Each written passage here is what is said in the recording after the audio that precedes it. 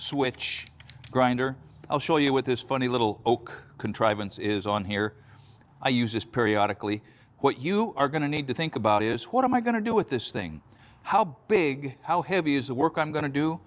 If you buy a 4-inch grinder or smaller, you don't know what the threads are going to be. They're going to be some sort of a metric. If it's 4-inch or bigger, 4, 4.5, 5, 6, 7, 9, this is a 5/8 11 pitch arbor on all of them, which means that the attachments become very standard. So think those thoughts. So in a funny old shop like this where I've got all this stuff laying around, why did I get a new grinder? Well, because it is more powerful.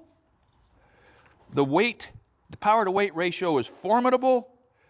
And when you say stop, it stops. As soon as you get off the trigger, 1 second or less, and that reduces the likelihood of tearing these wheels up because it's stopping in the cut instead of tearing itself up. So all of that to say, Brian was right. It's got a lanyard. It's got, I don't know, I like it. And I think I'm going to be glad to use it now in many cases where in the past I would have used this one. So if you're a log home builder or a live edge table builder, or you just need to make wood look kind of customized, get one of these big old rubber wheels, thread some sort of a coarse piece of sandpaper on there, and go wild.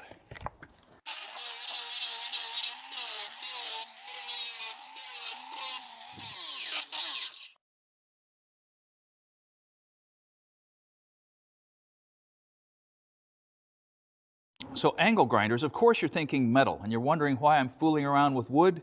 Well, here's an example. This is a piece of twisted Damascus I've had laying around here for years. It's got a bunch of inclusions in it. I didn't do a great job on the twist. After you forge your Damascus, when you want to start building up the layers, you got to grind the scale off, because scale doesn't weld, only steel welds. So I'm going to use this cutoff disc, clip off one inclusion, and then show you what I used to do and see how much better this new DeWalt works with a nice sharp ceramic flap disc. We'll cut this off. Gone. So this is an old 15 amp, 6,000 RPM, heavy duty angle grinder, angle sander from back before they were everywhere. And this is a 6-inch carborundum snag wheel. I mean, that's a man-made, very abrasive stone, just for doing rough work like this. This thing hurt my dad years ago. Let's see if I can get away without it hurting me.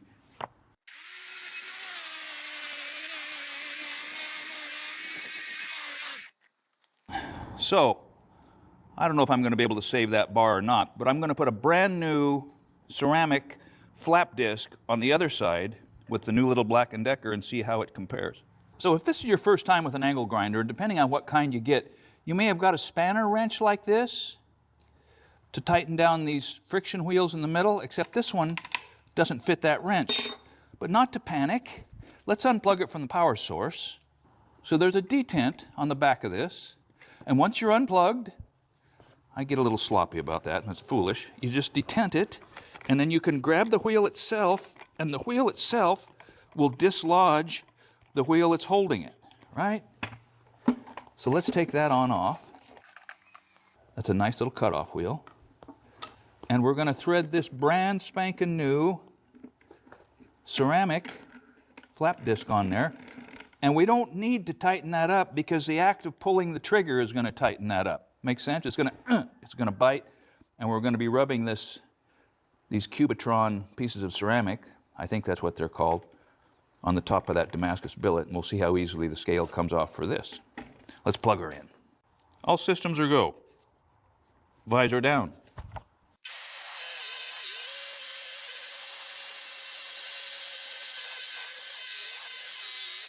Now Brian says, and I believe, that the fact that that has enough power to hold your RPMs up reduces the wear on the flap disc. That's pretty good. And flatter, let's turn this over. Oh. There's what I did with that other stone. And there's what I did with this one in less time. Now in a metal shop, I mean, the equivalent in a woodworking shop is an